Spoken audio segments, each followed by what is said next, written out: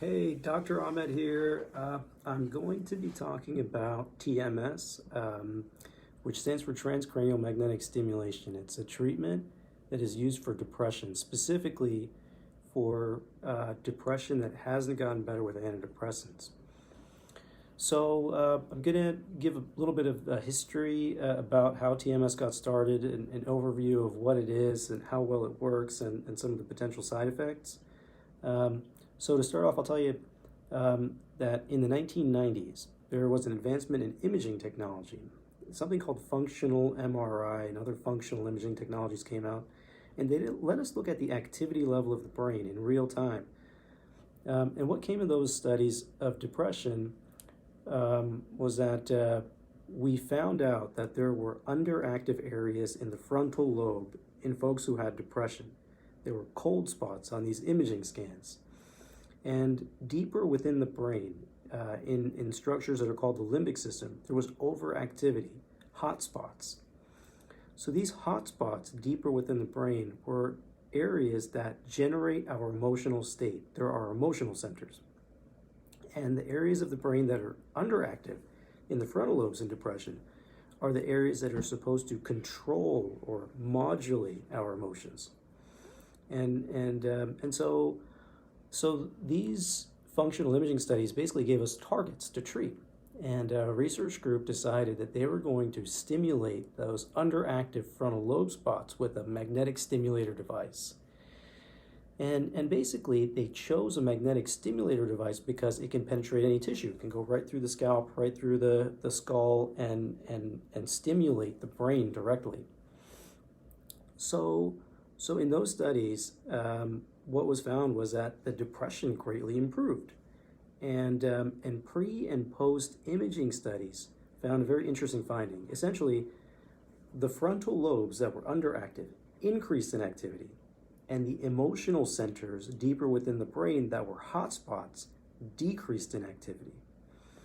And this was very interesting because TMS actually only stimulates about 1.5 centimeters to 2 centimeters in. So it's only stimulating the thinnest layer of the brain, and yet it was able to normalize this overactive emotional area within the brain that's much deeper down. And the reason it was able to do that is because the area in the frontal lobe that we're treating is very densely connected with the emotional centers. They're essentially a circuit, what we can call an emotional circuit. And by stimulating one end of the circuit, we're able to alter the activity in the other end of the circuit.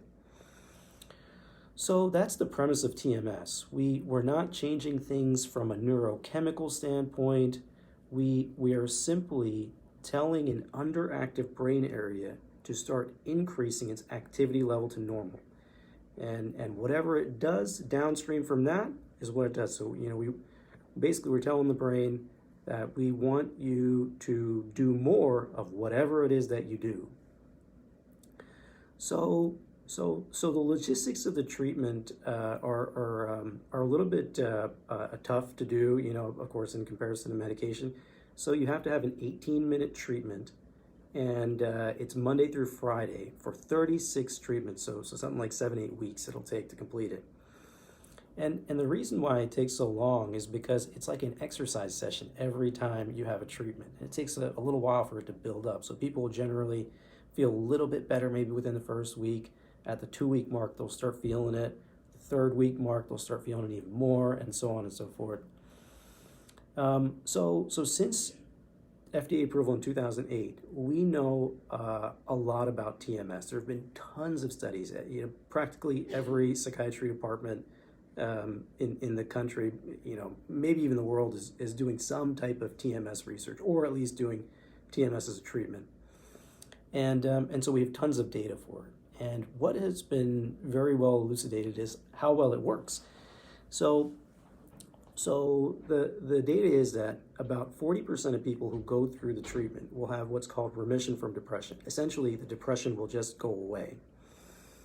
And an additional 20% will have a response, meaning that they will have between 50% and 90% improvement. There will still be some residual depression remaining, but the remaining 40% will have what's called a non-response. They won't get 50% improvement. They'll have less than 50% improvement. Essentially, those folks really don't get much out of it. They're called non-responders. So then the question is, okay, let's say somebody goes through this entire course of treatment. They have great benefit from it. For how long does the benefit last? In a 1-year study, what was found was that if somebody was in the 40% who have a complete reversal, complete resolution of depression, at the 1-year mark, there's a 70% chance that they are without depression still.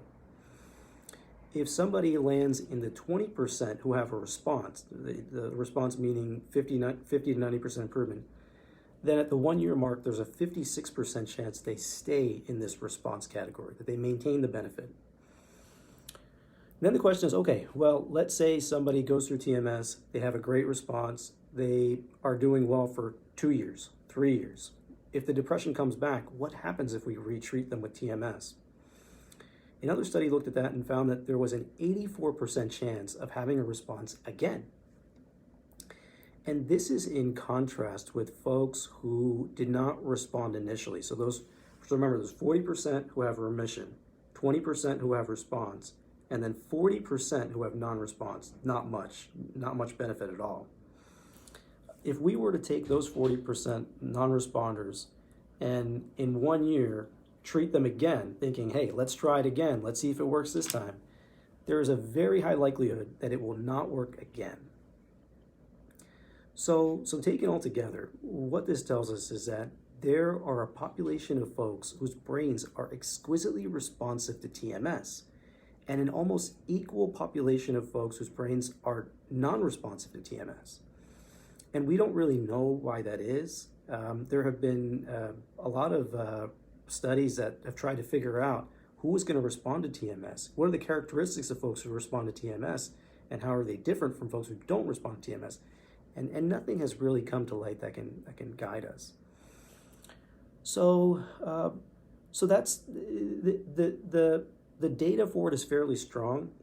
In a treatment-resistant depression population, the chance of having success with antidepressants after having tried and failed 2 is exceedingly low. And so instead of just trying simply another antidepressant after having failed 2, if you do TMS instead, there is something like a 3-fold increase in the chance of having success. So since TMS came out, it has sort of gone into the depression treatment algorithm as third line. First line being an antidepressant, second line being an antidepressant from a different class, and if that doesn't work, then TMS becomes a viable option. So, okay, then the question is, what are the potential complications? What are the potential side effects? So with antidepressants, the side effects are very well established, and they can be somewhat limiting. So when we are deciding on a treatment for somebody for any condition, whether it's depression or diabetes or whatever, we want a medication or a treatment that has a lot of benefit and low risk. We want that ratio of benefit to risk to be very skewed in the benefits favor. But sometimes with the antidepressants, folks, 1, don't get great benefit, and 2, will have significant side effects. And so, the benefits don't greatly outweigh the risk. But with TMS, it's the exact opposite. The benefits greatly outweigh the risk. There's no question of it. So what are the risks? The risks are that people can have headache, and it's mainly scalp ache that people experience. When we're firing the magnetic pulse on the left side of the frontal lobe, we're stimulating the scalp at the same time. In the scalp, there's skeletal muscles, sensory nerves, and it can be somewhat uncomfortable, and so people can have mild headache. But it's not too bad. It's very rare for somebody to have discomfort to the point where they can't continue the treatment. And the other potential side effect is nausea. So you might be thinking, why would stimulating the frontal lobe cause nausea? It's actually a very interesting reason why. So the part of the brain called the dorsolateral prefrontal cortex is being stimulated by the TMS. That brain area is very richly connected with the emotional centers, which are then very richly connected with the brainstem, specifically the part of the brainstem that houses the autonomic nervous system. And part of that is the parasympathetic nervous system. And so the parasympathetic nervous system gets stimulated and sends stimulation to the body, specifically to the stomach, and so it can increase gastric acid secretion and therefore cause a little bit of stomach upset. And generally, taking Tums or something like that will ease it up. The most severe complication of TMS is seizure. It's been found to cause seizure in about 1 in 10,000, and generally that happens in folks who have some predilection towards seizures, like if they have a diagnosis of epilepsy. So overall, TMS is FDA approved with well-established effectiveness and a very low side effect profile.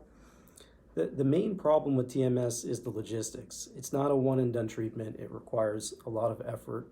People who go through TMS are generally folks who have tried multiple antidepressants, they haven't had success, or they've had a lot of side effects, and it's not something that they want to take, and yet they're still having depression and they want to get it treated. It's covered by insurance companies, and it's available quite a bit in psychiatry offices. It's an outpatient procedure. Most psychiatrists who have outpatient practices do TMS in their practice, so it's very accessible. Alrighty, that's it. Thanks for listening.